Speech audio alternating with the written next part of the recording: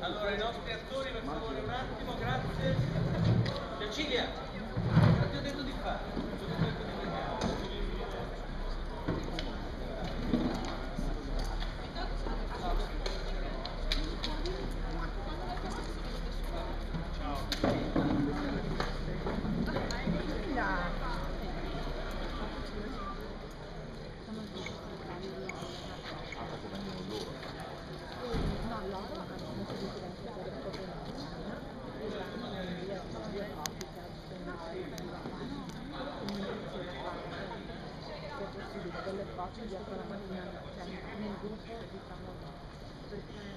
Sì, allora l'unica cosa che ti dico è che se ci stanno due attori,